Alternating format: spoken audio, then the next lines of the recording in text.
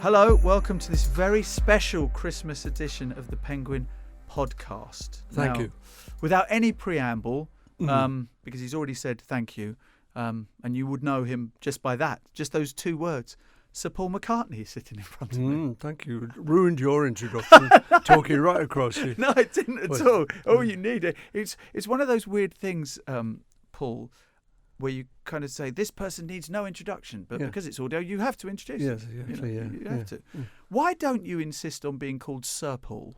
Because some do. I'd just rather make it as informal as possible, so it's just like, call me anything but early.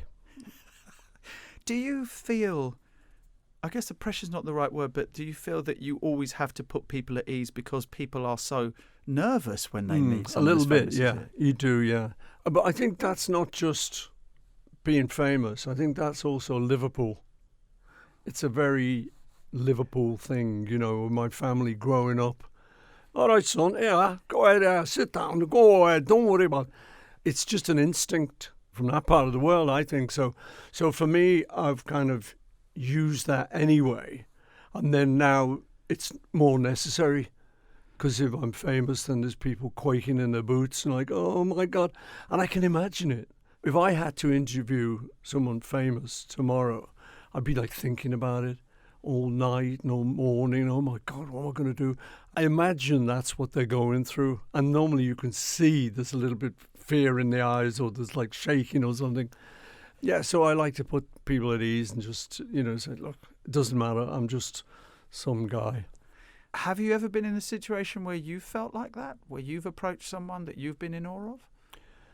Yeah, there's one or two people who I would be quite nervous of. Bob Dylan actually would kind of make me a little bit, oh my God, what am I going to say? Is it going to be okay? Is it going to be good? But I did see him. We did a Coachella, which was old Cella, because it was like Stones, us, Neil Young. It was like older, and Bob Dylan. It was older acts, but it was great. I got to talk to Bob there, and he was really nice. So I don't know why I would have been nervous, but you get that with some people. It is a funny thing, actually, when you think about it. What do you have to do to get secure in yourself? I mean, I would have thought I'd done enough now to just think, no, I'm cool. I don't need to be nervous of anyone. But it's a human condition, I think. There's just something, where you sometimes think, is it good enough? Am I good enough? Have I done? I used to know the composer Richard Rodney Bennett, and we worked together, and he's a great guy. And we were just hanging out at his place, and he once said, my greatest fear is being found out. I thought, oh God, that's kind of sad, because he's incredible. So, I spent the next 5 minutes in Richard. You were like, you're the man, you're the best, But I totally get it. And, John Lennon was not that secure. I remember John saying to me once, what are people going to think of me when I'm dead? I wonder if they'll like me. I said, now just you stop. Listen to me. People are going to go crazy. People love you, and they're going to love you more. And obviously that's turned out to be the case. But, I had to reassure him and say, you're great. You may not think it. You may worry that you're not done enough. But I said, but believe me, you have. So, it can happen to anyone. Have you needed that reassurance through life? Sure. Yeah, because you've been famous for like nearly 60 years now. Yeah. Well, that's what I was saying. You'd think I'd know that I'd done okay. And you'd think, I've amassed a little pile over here of successes. So you'd think I could look at that and go, I'm all right, I'm okay. It's not that easy. Life's not that easy. You'll be writing something. You hear about this all the time, particularly with creative artists. Yeah, absolutely. They're writing something and they're thinking, this is no good. And it may turn out to be a really great piece, but during the creative process, they're self-flagellating. Well, now we're lucky to live in an age, Paul, where men are being encouraged to talk about how they feel, which true. Certainly for your generation was not the case, was it? No. you know. Well, that's right. I do a song in my show, which is called Here Today, which I wrote after John died. And I say to people in the audience, I say, you know, if there's something you want to say that's really nice, get it said. Because so often you'll say, oh, I'm going to tell that person what I think of them. And then you think, oh, I'll tell them tomorrow. And you sometimes put it off. So I explained that when we first started off as a group, we're 4 lads from Liverpool. Hey, I'm not going to tell anyone I love him. You're kidding. So we never did any of that. So it needed me to write it into this song after he died. Was it important for you to allow your kids to feel like that they could talk about their feelings openly? Or did you carry on some of that kind of generational inward looking to your kids? You learn. I think you learn along the way, you know, that there are better methods and that you can encourage people to be more open. Do you learn that from your kids? Yeah, I think so. You know, you learn it with your kids, you learn it from the kids, and you learn it for the kids. You want to be a good parent. And then, of course, in the end, it ends up them telling you. They're smarter than you are anyway, you know. And that's a great thing, you know, it's lovely. My 10-year-old and 12-year-old certainly think they're smarter than me. There's no doubt about it. Yeah, exactly. Yeah. They really do. How different are you a grandfather than a father? Are there things that you do as a grandfather that are really different? That in some ways say, well, I didn't get a chance to do that as a father, so I'm going to do this as a grandfather. It's essentially spoiling them. You know, because you want to be a responsible parent and you want them to eat well, so you don't give them too many Mars bars or whatever it is. You know, you say, well, you know, just this once or whatever as a parent, and you know, you're doing the right thing, and you know it's right. You want them to grow up healthy. You know, as a grandfather, it's different. I mean, I once saw a mat in America. I saw it. I actually bought it. It says, grandchildren spoiled here. And you put it on your front step, you know. So, I mean, I think that's the thing that you suddenly allowed to be the one that can give them sweets or something, you know. Okay, but do you go against the express wishes of your kids? So it's like, Dad, I'm going out. You're looking after the kids. No screens, no sweets. Now, do you, as you know, your kids close the door to go off on a night out, go, yes, absolutely. Your rule is, that's absolutely, yeah. Or do you go, right, ice cream out, screens on, happy days? I try. Oh, here we go. But it doesn't work. You know, the minute the doors close, Dad, can we have a that? Oh, go on then, just 2. But I think that's part of it. You know, attain the right to do that. And I think the parents don't mind. They kind of know you're going to do that anyway. So, you know, there's them because they're sensible and serious and bringing the kids up right. And then there's these crazy people, the grandparents, and they will do it wrong. But they're not with them all the time. So they'll allow it, you know. What joy do you take from creating a book like Hey Granddude? What joy does it give you? The main joy, I think, writing it and now, is the idea of people reading bedtime stories to children.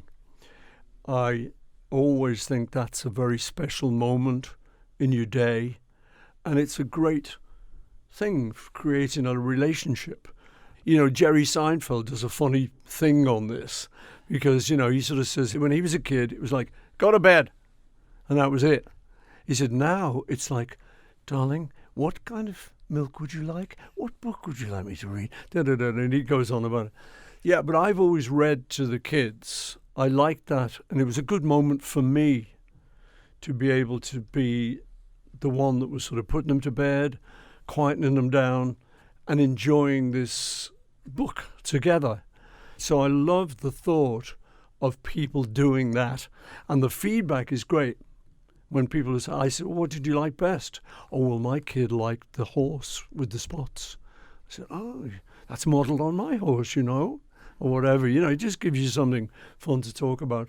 So, yeah, I think that's the biggest joy for me, is realising people are actually taking it and actually reading it to their kids. Do you have more time to read to your grandchildren than you did to your own children just because an earlier stage in life, and you work so hard now. I mean, you're touring and No, I don't. musical. Come on. People think I work hard because they hear about, oh, he's doing that, he's doing the tour there. What they don't hear about is the month's holiday in August. Well, that's not working hard. How many people do you know have a month off and then Christmas and so? Right. So I take plenty of holidays. Was there sacrosanct But I do days? like working. Yeah. Yeah. Well, you're blessed to do something you love. Well, that's true. And that is a blessing, isn't it, to be able to do that.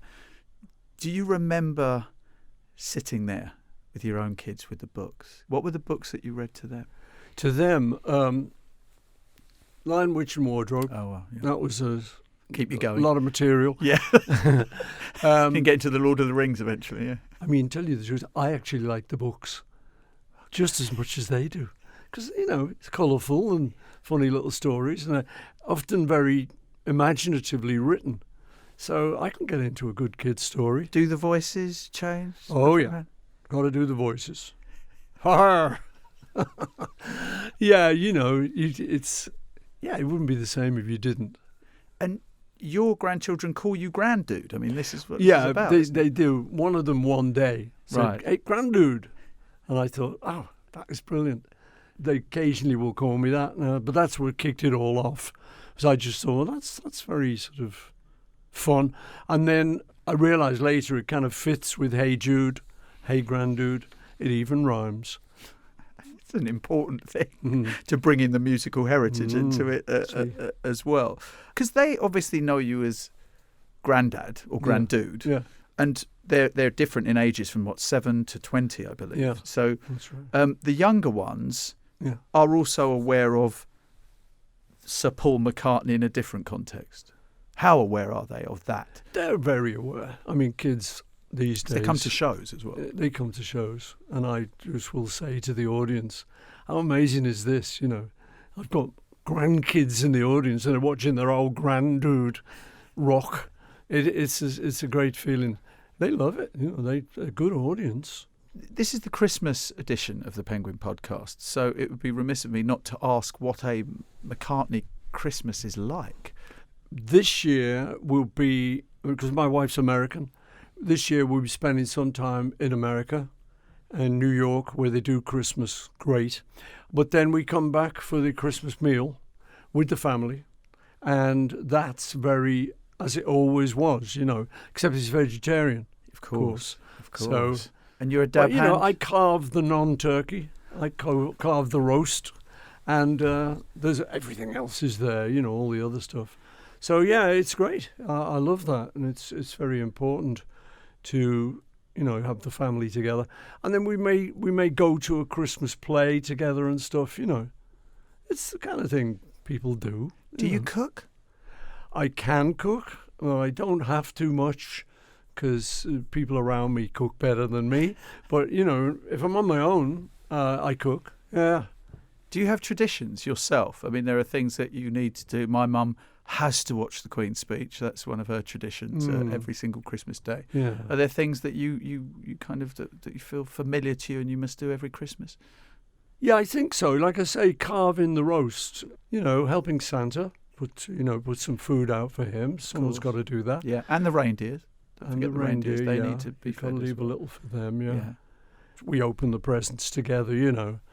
And that's always a great moment. Do you like the kind of mid-afternoon snooze? Are you a fan of the siesta? I'm not a snoozer, no. It's funny, actually. I have this feeling that I've got to wake up again. I've just got up. I've got myself in wake mode. And now you're going to put me to sleep and I've got to do it all again. So I don't bother. And then my theory is that it means I will really be knackered by the time it's bedtime. And I will sleep well. Christmases as a kid? What do you remember of those? Very nice, I'm just saying what comes into my mind. Making Christmas cards. You draw your own. You didn't go to a shop and buy lovely ones. So I used to draw a reindeer and holly with little red berries, and then I'd colour it in. Classic. classic. Yeah. There you go. Not try, Or Santa sometimes, yeah. Let's not try and reinvent the wheel on this No, one. that's it. It's all you need. It's interesting with drawing. You didn't want to take on the drawing yourself then of Granddude. Of Granddude, You've got an no. amazing illustrator, Catherine Durst, to work with. Yes, she is fantastic. How yeah. does that collaboration work then? Well, it's interesting actually because the publishers didn't really want me talking to the illustrator, which I thought was, wow, that was like, because anything else I do, people are quite happy for me to talk to people. But then I thought, and I still haven't had it confirmed, but I think that they've probably had some nightmare dealings between the illustrator and the author, saying, no, I can't have him in that tie, or she doesn't look like that. Her hair's much longer, and he's holding up the process. So the publishers go, nah, let's keep them apart, and they create a wall between you. But I insisted, and I said, look, I'm not going to cause any trouble. I get it, I think, what you're worried about. And I rang her. So there was a little bit of collaboration, actually, and it was, I think, better for it. The collaboration, I mean, how did that pan out in the sense of there was a conversation, but the conversation was what? I mean, do what you feel, right? Well, yeah, sure. Yeah. She showed, first of all, some ideas of how she thought Granddude looked. And he was a bit too cowboy for me. I said, no, he's not like that. He's, in my mind, he's sort of a British guy, a bit of an old hippie. And I sort of described how I saw him in my mind. And I actually did do a drawing that she totally ignored, quite rightly. But I just said, well, I'm thinking him, he looks a bit like this, you know. And there were other little things that came along. She was doing a sequence where the kids and Granddude are all riding horses, and she didn't have the feet in the stirrups on the saddle. And she just didn't know, obviously, what those were. And I talked to her about that, and we had a laugh, you know. In the actual book, she corrected it. And then she eventually came over for a book signing to London, and I'd met her. She came to one of my concerts. She's fantastic, and it's a really nice girl. There's postcards here. This is the postcards. Where did that idea come from? Someone from Penguin had said, do you want to do a project? So I said, well, yeah, I got this idea and explained it to them. Well, they sent me a presentation, and they sent it in the form of a suitcase with postcards inside. And I'd said I wanted him to sort of have adventures in various exotic locations, but the idea of the postcards was theirs. So not being averse to a little nicking here and there, I said, that's a good idea. And so it was good, actually, because it really became quite a collaboration. I would show them what I was thinking, and they would say, well, what about, could you do this and alter it? And most of the time I said, yeah, there were one or two things. I said, no, I'd like to keep it. And have you always been that guy, Paul, that can delegate to experts rather than be some in your position with the power that you wield will go, no, this is the way we're doing it because I think I'm best at what I'm doing? Have you always been the person that can actually go, yeah? Yeah, it works both ways. I mean, if I'm having a meeting about we're planning something, a tour or a record or a book, one of the things I'll say first off is, look, I'm going to have a lot of ideas, but you're free to not like them. You know, please don't think, because it'd be easy for me to just say, oh, I think this is a great idea. Oh, Paul likes this. I think he wants to do it. And if I didn't say anything, that could go a bit wrong. So I do say, look, you know, give me your ideas. Now, that doesn't mean I take them all, but I do like a creative team, and they are often smarter than me. I know it's hard to believe. Oh, I know it's not true. Surely it's not true. Maybe it isn't. No. I enjoyed the learning experience of sitting around with people who know what they're doing. Being in a band presumably would have aided that.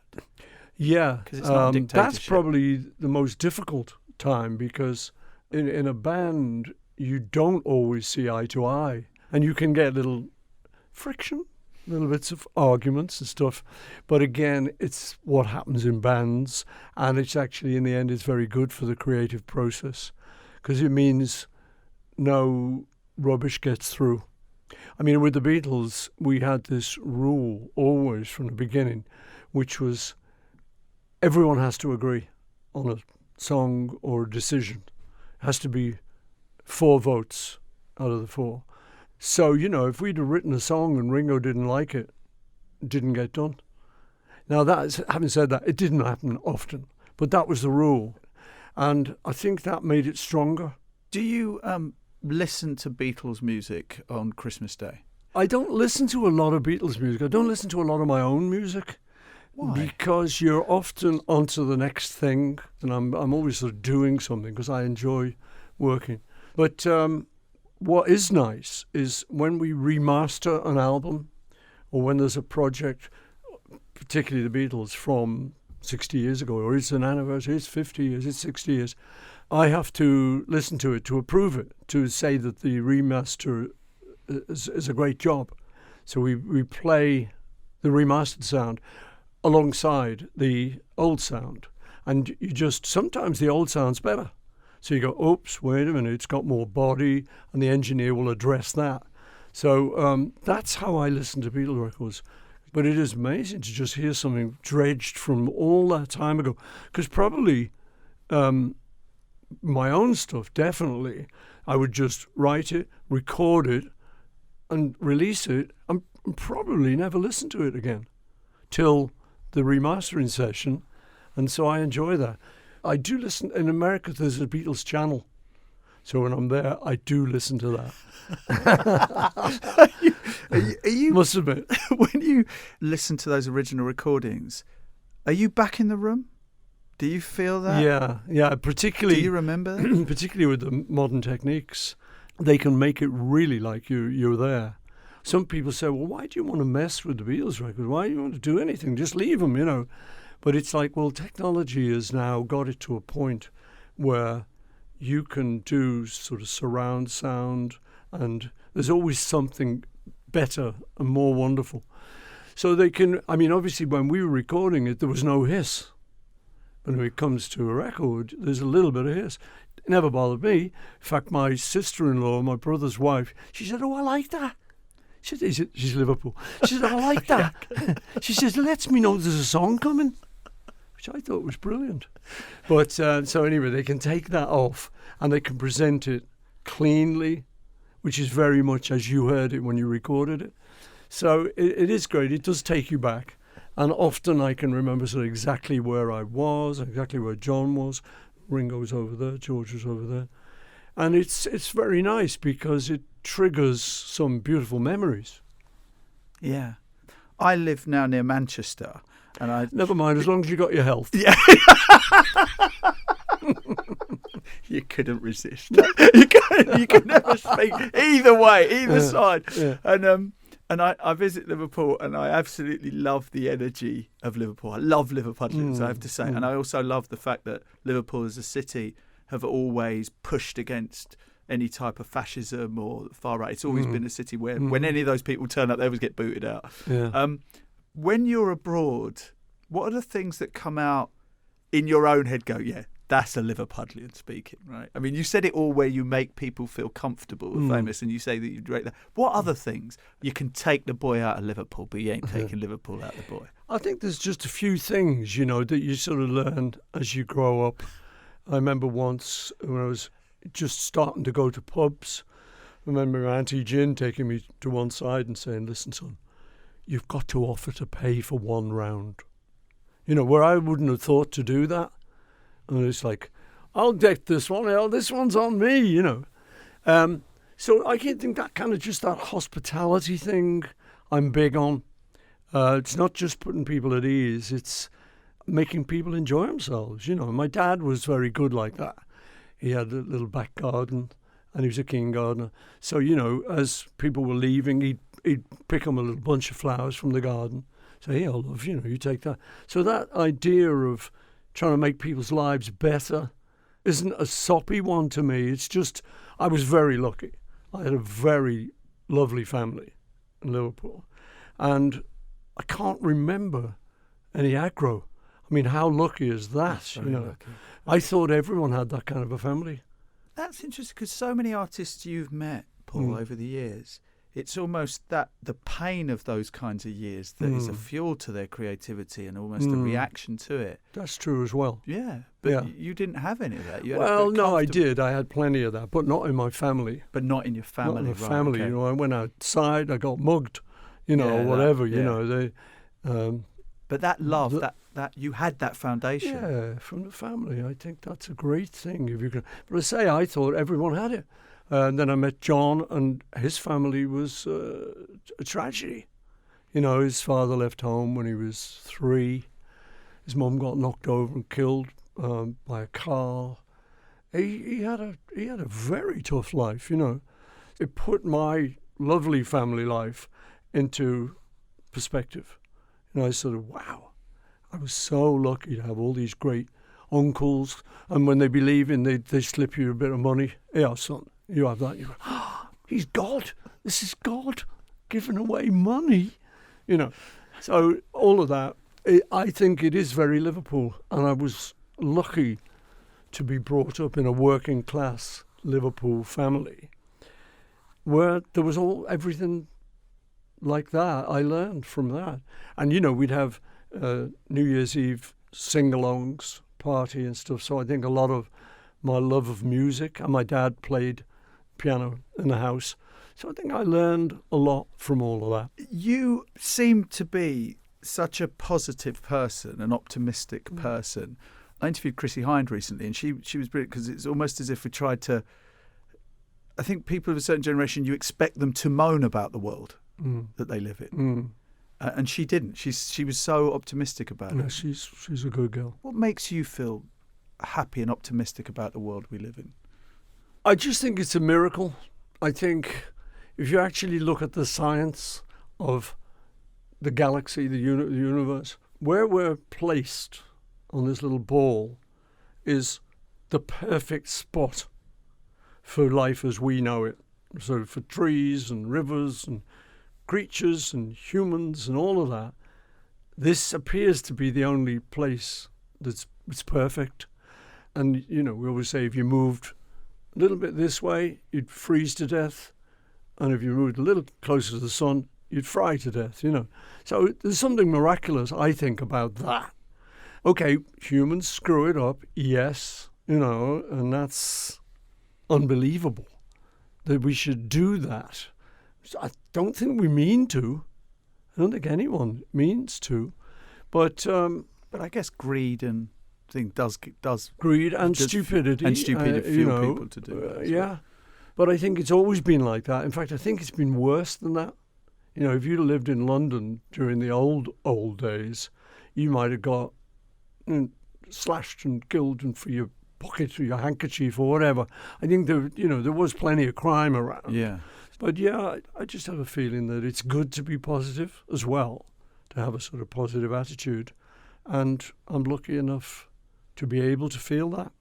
Let's have a little listen to the beginning of the audio book. This is Hey Granddude, which you read and play the guitar.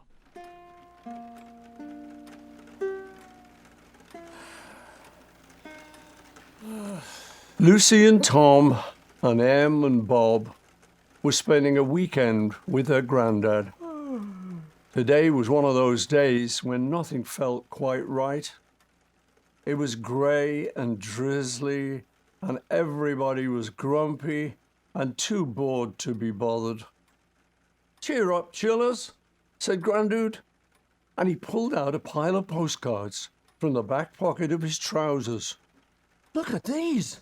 Em picked out a postcard with a picture of a sandy beach and sparkling blue waters. "I wish we could go there, Granddude," she said. "Well, let's see what we can do." That was Hey Granddude, written and read by my guest Sir Paul McCartney. And just a reminder to subscribe to the Penguin Podcast so you don't miss us twice a month. And you can also get us on your Alexa-enabled device. What was it like reading your book? As the audio and recording it. Yeah, I like to do things that I don't normally do because it keeps it fresh and it keeps life exciting.